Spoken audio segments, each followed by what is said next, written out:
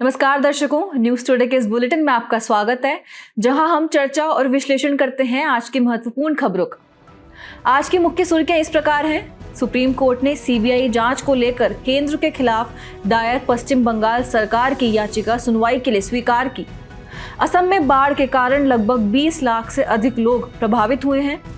Papua New Guinea में विनाशकारी भूस्खलन के बाद भारत ने मानवीय सहायता भेजी। अंतर्राष्ट्रीय प्रकृति संरक्षण संघ यानी IUCN ने संकटग्रस्त प्रजातियों की लाल सूची को अपडेट किया। संयुक्त राष्ट्र व्यापार और विकास ने डिजिटल अर्थव्यवस्था रिपोर्ट 2024 जारी की। दूरसंचार उपकरणों के उत्पादन मूल्य और निर्यात मूल्य में वृद्धि दर्ज की गई। चलिए बुलेटिन की शुरुआत करते हैं और रुक करते हैं आज की पहली मुख्य खबर की ओर। सुप्रीम कोर्ट ने सीबीआई जांच को लेकर केंद्र के खिलाफ दायर पश्चिम बंगाल सरकार की याचिका सुनवाई के लिए स्वीकार की। इस मुकदमे में पश्चिम बंगाल ने केंद्र सरकार पर राज्य सरकार की पूर्व सहमति के बिना मामले की एक तरफा तरीके से सीबीआई से जांच करवाने का आरोप लगाया है। आइए जानते हैं इस महत्वपूर्ण मामले के बारे में। पश्चिम बंगाल सरकार ने अपनी याचिका में कहा है कि यह कदम संविधान और संघवाद की भावना का उल्लंघन है। यह याचिका भारतीय संविधान के अनुच्छेद 131 के तहत दायर की गई है। अनुच्छेद 131 के अनुसार सुप्रीम कोर्ट के पास केंद्र और एक या एक से अधिक राज्यों के बीच विवाद पर निर्णय देने का मूल अधिकार क्षेत्र है। किसी राज्य विशेष में अपराध की जांच शुरू करने से पहले सीबीआई को राज्य सरकार की सहमति प्राप्त करनी होती है। आपको बता दें, सीबीआई यानी central bureau of investigation Delhi विशेष पुलिस स्थापना यानी DSPE अधिनियम 1946 के तहत कार्य करती है। इसी अधिनियम की धारा 6 में राज्य की सामान्य सहमति लेने का प्रावधान किया गया है। राज्य सरकार सामान्य सहमति यानी जनरल कंसेंट अथवा किसी केस विशेष के संबंध में सहमति यानी केस स्पेसिफिक कंसेंट दे सकती है। सामान्य सहमति मिलने पर सीबीआई को राज्य में प्रत्येक या अलग अलग मामले की जांच के लिए हर बार नई सहमति लेने की आवश्यकता नहीं होती है। पश्चिम बंगाल ने 2018 में सीबीआई को दी गई अपनी सामान्य सहमति वापस ले ली थी।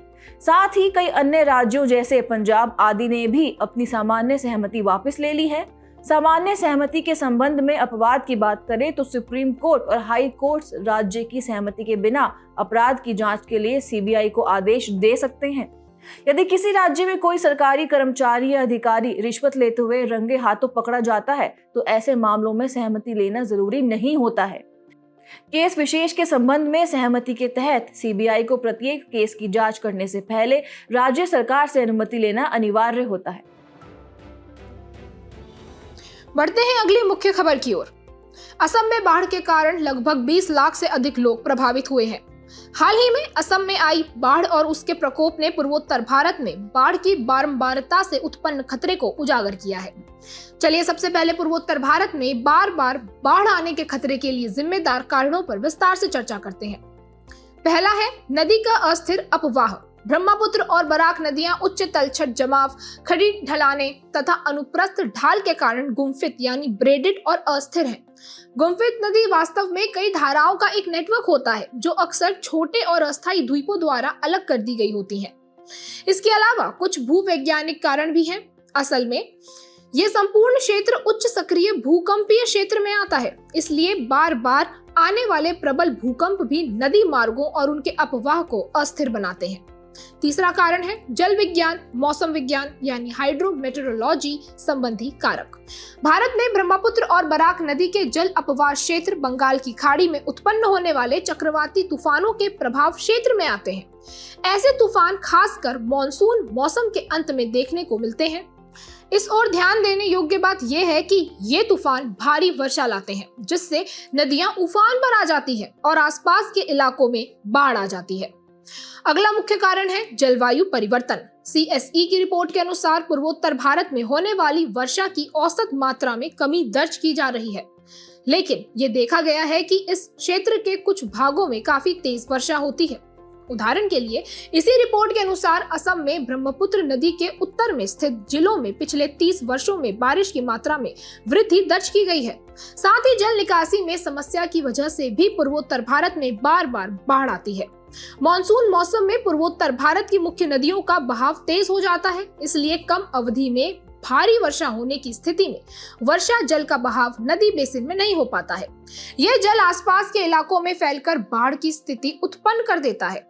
कुछ मानव जनित कारक भी इसमें शामिल होते हैं, जैसे कि नदी मार्ग में निर्माण कार्य, नदी बेसिन का अतिक्रमण और नदियों के प्राकृतिक अपवाह में रुकावट डालने वाले तटबंधों का निर्माण आदि। ऐसे में पूर्वोत्तर भारत में बाढ़ का प्रकोप कम करने के लिए की गई सिफारिशों को जान लेते हैं। ड्रेजिंग द्वारा नदी की जल धारण क्षमता बढ़ाई जानी चाहिए। बाढ़ आने के पूर्व उदाहरणों के अनुसार नदी की फ्लड जोनिंग की जानी चाहिए। पूर्वोत्तर राज्यों के सभी बांधों के ऊपरी जल ग्रहण क्षेत्र यानी अपस्ट्रीम कैचमेंट में आधुनिक मौसम स्टेशन स्थापित करने की आवश्यकता है। बाढ़ से सुरक्षा प्रदान करने वाली संरचनाओं को मजबूत भी करना चाहिए। ध्यान देने योग्य बात यहाँ पे ये भी है कि मौजूदा अधिकांश संरचनाएं बहुत पुरानी हो चुकी हैं और वन रोपण और आर्द्र भूमियों का कायाकल्प करने की भी जरूरत है। चलिए बढ़ते हैं आज के अगले मुख्य खबर की तरफ। पापुआ न्यू गिनी में विनाशकारी भूस्खलन के बाद भारत ने मानवीय सहायता भेजी। पापुआ न्यू गिनी को मानवीय सहायता और आपदा राहत यानी HADR भेजना forum of India Pacific islands cooperation FIPIC साझेदारी के प्रति भारत की प्रतिबद्धता को दर्शाता है। चलिए खबर की बेहतर जानकारी के लिए सबसे पहले forum of India Pacific islands cooperation FIPIC के बारे में जानकारी प्राप्त करते हैं।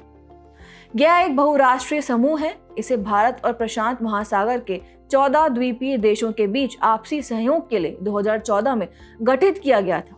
प्रशांत महासागर के 14 द्वीपीय देशों में कुक द्वीप, फिजी, किरिबाती, मार्शल द्वीप, Micronesia, Nauru, Niue, Samoa, Solomon द्वीप, Palau, Papua New Guinea, tonga, Tuvalu और वानुअतु शामिल हैं। ये द्वीपीय देश 3 प्रमुख द्वीप समूहों अर्थात मेलानेशिया, माइक्रोनेशिया और पोलिनेशिया का हिस्सा है। इसका उद्देश्य व्यावसायिक आदान प्रदान आदि के माध्यम से व्यापार और निवेश को सुविधाजनक बनाना है। FIPIC भारत की एक्ट ईस्ट नीति, इंडो पैसिफिक नीति और दक्षिण दक्षिण सहयोग के प्रति प्रतिबद्धता को दर्शाता है। आपको बता दें कि फिजी और पापुआ न्यू गिनी में बड़ी संख्या में भारतीय प्रवासियों यानी इंडियन डायोस्पोरा की उपस्थिति से FIPIC को बढ़ावा मिलता है। भारत के लिए FIPIC के महत्व की बात करें तो पहला है आर्थिक हित। इन द्वीप समूहों के विशाल अनन्य आर्थिक क्षेत्र यानी EEZ नेचुरल गैस जैसे प्राकृतिक और खनिज संसाधनों के स्रोत हैं। दूसरा है भू सामरिक हित। चीन के प्रभावों को प्रतिसंतुलित करने के लिए एक स्वतंत्र, खुले और समावेशी हिंद प्रशांत क्षेत्र के दृष्टिकोण के अनुरूप हिंद प्रशांत क्षेत्र में अपने प्रभाव का विस्तार करना। भारत ने अपनी बढ़ती नौसेना क्षमताओं के तहत मलक्का जल संधि के पूर्व से आगे भी रुख करना शुरू कर दिया है। ये द्वीप समूह भारत की व्यापक समुद्री रणनीति के लिए काफी महत्व रखते हैं। बढ़ते हैं अगली मुख्य खबर की ओर। अंतर्राष्ट्रीय प्रकृति संरक्षण संघ IUCN ने संकटग्रस्त प्रजातियों की लाल सूची को अपडेट किया। IUCN की लाल सूची उन प्राणियों, पादपों और कवक प्रजातियों के बारे में जानकारी प्रदान करती है जिन पर विलुप्त होने का खतरा मंडरा रहा है। उन्हें उनके विलुप्त होने के खतरे के निकट होने के पैमाने पर 9 श्रेणियों में वर्गीकृत किया जाता है। लाल सूची में अब लगभग 1,63,000 प्रजातियां शामिल हैं। इनमें से लगभग 45,000 प्रजातियां विलुप्त होने के खतरे का सामना कर रही हैं। अवैध शिकार, जलवायु परिवर्तन और आक्रामक प्रजातियों के प्रसार के कारण प्रजातियों के समक्ष विलुप्त होने का खतरा उत्पन्न हो गया है। ऐसे में इस ओर किए गए मुख्य अपडेट्स पर एक नजर डालते हैं। लाल सूची श्रेणी में सुधार वाली प्रजातियां हैं लागोमेरा विशाल छिपकली यानी गैलोटिया ब्रावोआना। इसकी स्थिति क्रिटिकली एंडेंजर्ड से सुधरकर एंडेंजर्ड पर आ गई है। ये छिपकली कैनरी द्वीप में पाई जाती है। अब बात करते हैं उन प्रजातियों की जिनकी लाल सूची श्रेणी में गिरावट आई है। कोपियापुआ कैक्टी, इस प्रजाति के 82% पादप विलुप्त होने के खतरे पर यानी क्रिटिकली एंडेंजर्ड है। यह सजावटी कैक्टस चिली के अटाकामा तटीय रेगिस्तान में पाई जाती है। अवैध व्यापार तथा समुद्री कोहरा इसके प्रजनन में बाधा डालते हैं। वहीं ग्रेन कैनरिया विशाल छिपकली क्रिटिकली एंडेंजर्ड है जो पहले लीस्ट कंसर्न की श्रेणी में थी। ये सरीसृप केवल कैनरी द्वीप समूह स्पेन में पाई जाती है और इसे आक्रामक कैलिफोर्निया किंग स्नेक द्वारा शिकार बनाए जाने का खतरा है। इसी तरह ग्रेन कैनरिया स्किंक भी एंडेंजर्ड हो गई है जो पहले लीस्ट कंसर्न की श्रेणी में थी। इबीजा वॉल छिपकली अब एंडेंजर्ड की श्रेणी में आ गई है, जो पहले नियर थ्रेटेंड थी। ये सरीसृप इबीजा और फॉर्मेंटेरा द्वीप स्पेन में पाई जाती है। इसे आक्रामक हॉर्स शू वीप सांप से खतरा है। बोर्नियन हाथी एंडेंजर्ड की श्रेणी में आ गया है। ये विश्व का सबसे छोटा हाथी है और बोर्नियो और सुमात्रा द्वीपों में पाया जाता है। ये हाथी चौड़े चेहरे वाला होता है और इसे मानव जनित गतिविधियों से खतरा है। इसी के साथ बढ़ते हैं आज के अगले मुख्य खबर की तरफ। संयुक्त राष्ट्र व्यापार और विकास ने डिजिटल अर्थव्यवस्था रिपोर्ट 2024 जारी की। इस रिपोर्ट में डिजिटलीकरण की पूरी लाइफ साइकिल में संधारणीय रणनीतियों को अपनाने की तत्काल आवश्यकता को रेखांकित किया गया है। इससे पर्यावरण के नजरिए से संधारणीय और समावेशी डिजिटल भविष्य सुनिश्चित हो सकेगा।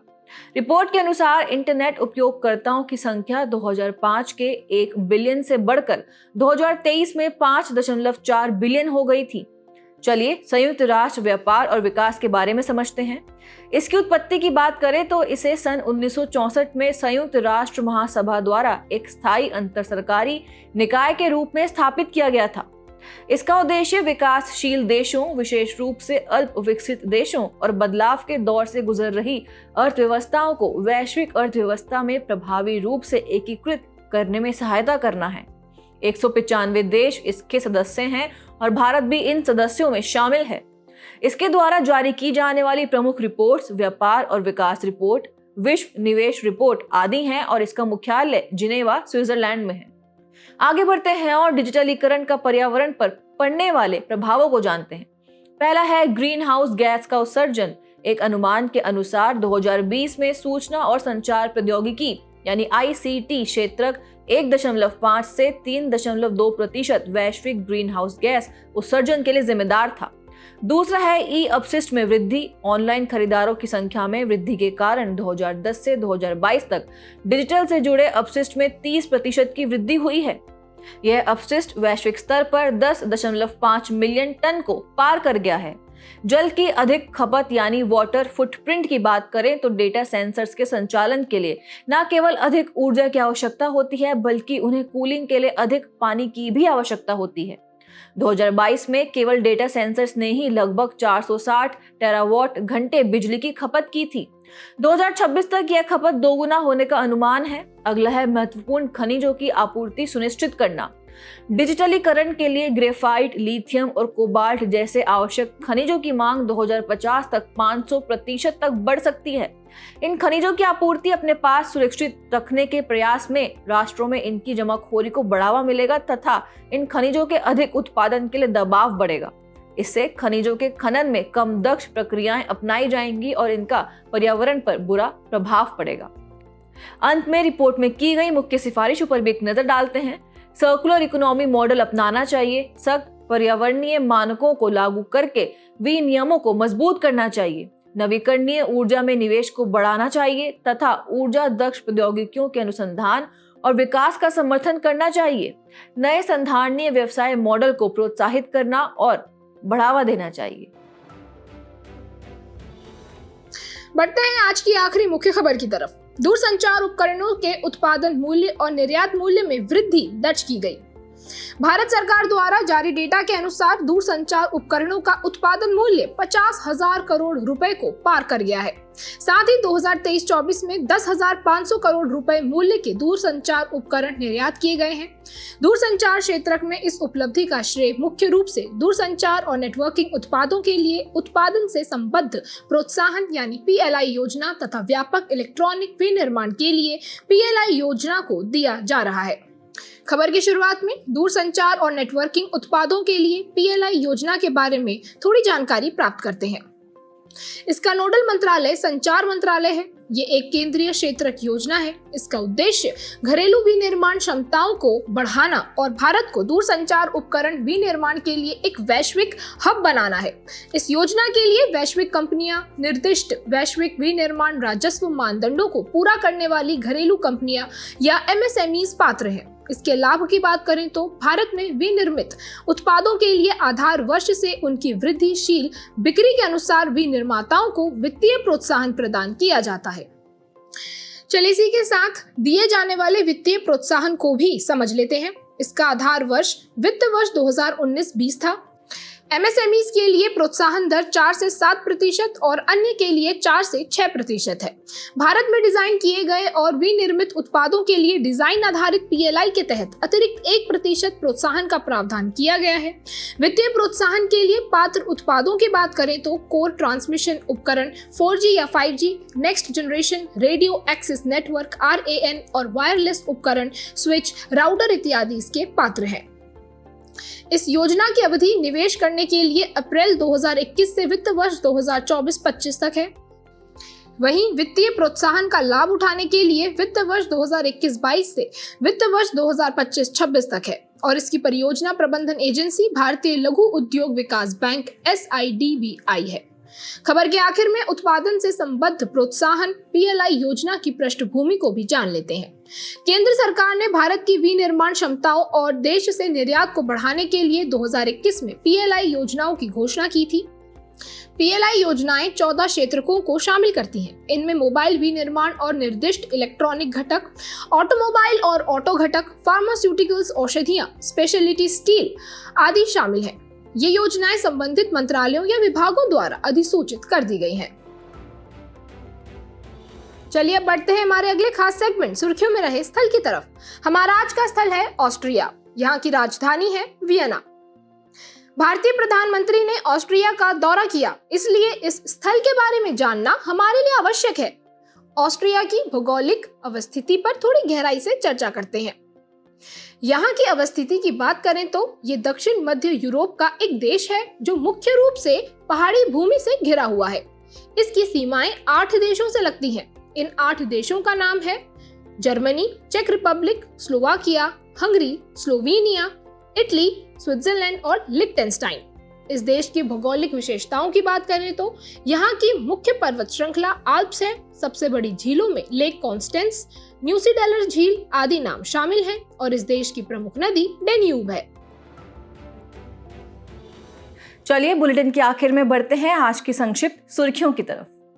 सुप्रीम कोर्ट ने निर्णय दिया है कि तलाकशुदा मुस्लिम महिलाओं को भी दंड प्रक्रिया संहिता की धारा 125 के तहत पति से गुजारा भत्ता प्राप्त करने का अधिकार है। इस निर्णय ने स्पष्ट किया है कि पंथ निरपेक्ष कानून के तहत समानांतर उपचार को किसी धर्म के पर्सनल लॉ के आधार पर रोका नहीं जा सकता है। यह धारा कानून बेसहारा पत्नियों, बच्चों और माता पिता के लिए भरण पोषण से संबंधित है।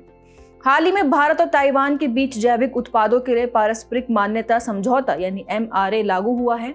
यह एक ऐतिहासिक उपलब्धि है क्योंकि जैविक उत्पादों के लिए यह पहला द्विपक्षीय समझौता है।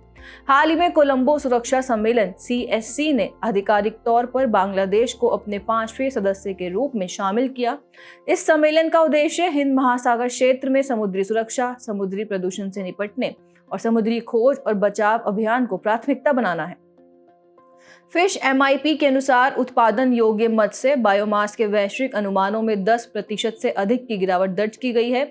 फिश MIP से आशय है fisheries and marine ecosystem model inter comparison project. इसे 2013 में शुरू किया गया था। New space research and technologies ने उमलिंग ला दर्रे पर 100 किलोग्राम के मैक्स टेक ऑफ वेट मानव रहित हवाई वाहन का सफलतापूर्वक परीक्षण किया। यह दर्रा पूर्वी लद्दाख में लद्दाख पर्वत श्रृंखला के साथ साथ 19,024 फीट की ऊंचाई पर स्थित है। सिट्रोबैगस साल्विनिया नामक एक विदेशी होस्ट विशिष्ट बीटल ने मध्य प्रदेश के बैतूल जिले में सारनी जलाशय से आक्रामक खरपतवार साल्विनिया मोलेस्टा को सफलतापूर्वक समाप्त कर दिया है। इसे ब्राजील से मंगाया गया है। यह जलाशय तवा नदी पर स्थित है। तवा नद नर्मदा की सहायक नदी है। हाल ही में हाइड्रोजन लाइन या 21 सेंटीमीटर लाइन सुर्खियों में थी।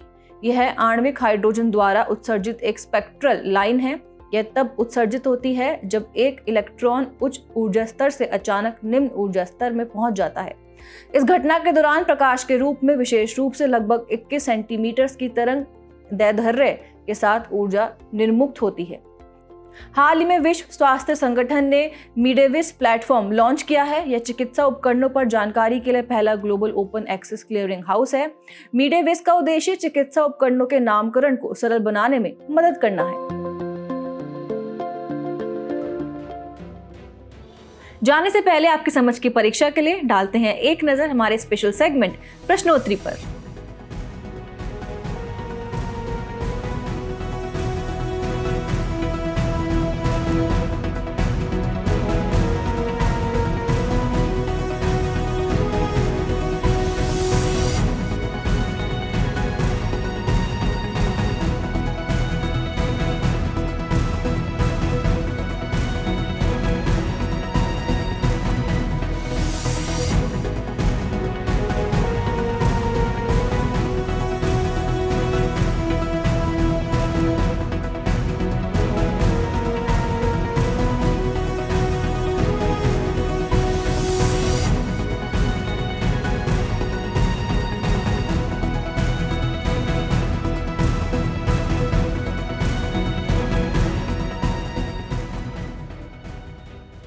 हमसे जुड़ने के लिए आपका धन्यवाद। उम्मीद है न्यूज़ टुडे का यह बुलेटिन आपको पसंद आया होगा।